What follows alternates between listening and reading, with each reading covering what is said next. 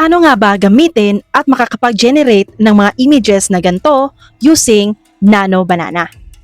So before we start, a little info muna about sa Nano Banana. So what is a Nano Banana? Nano Banana is Google's new AI editing beast inside the Gemini app. Basically, it can swap outfits, change backgrounds, blend photos, and keep your face consistent across edits with no weird deepfake glitches. Every edit gets watermark plus tag with hidden metadata, but people are already calling it the most powerful AI editor yet.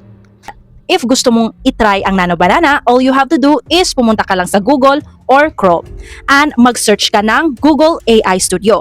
Pag nasa studio ka na, i-click nyo lang itong Nano Banana or Gemini 2.5. And by the way, nag-i-access pala ito sa LM Arena, but as for this video, sa Google AI Studio lang tayo mag-focus. And if gusto mo ng video version nito, all you have to do is comment Nano video below at gagawa tayo ng part 2 about that. If nasa Nano Banana ka na, i-click nyo lang itong plus sign, tapos piliin nyo ang upload photo. Then, pwede din naman siyang text to video, pero for this video is magbe-base tayo ng image. Ang kagandahan sa Nano Banana ay kahit simple prompt lang or instructions, kaya na niyang i-generate. For example, change the dress color into red dress. So, bibigyan ka na agad ni Nano ng red dress, from pink to red dress. Then, if gusto mo namang may other objects or pet, so we can type, put a black cat beside her. So, ayan. Hindi rin nag-change yung dress niya, still red dress pa rin siya. Ang na-add lang is yung black cat. Again, kahit simple prompts lang ay binibigyan ka talaga ng correct result. At ito pa, tignan mo, yung face ko ay hindi nag-change. Ang nag-change lang sa kanya yung dress color at in-add lang natin yung cat.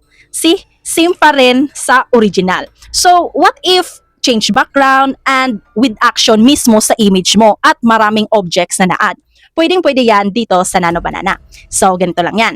I-type mo, for example, make the girl wear an astronaut suit and make her float in the space. Background, Earth with floating trash and there are some aliens behind waving at her. So, itong prompt na ito is own lang natin without the help of ChatGPT or whatsoever. Basta marunong ka lang mag-English, ox na yan. Kasi sa Nano Banana, kahit simple prompt lang ay kayang-kaya na niya. So here's the result. So if you like this kind of video, give it a like and subscribe to my channel. If you want your Nano Banana images turns to video, all you have to do is comment Nano video below at gagawa natin yan ng part 2.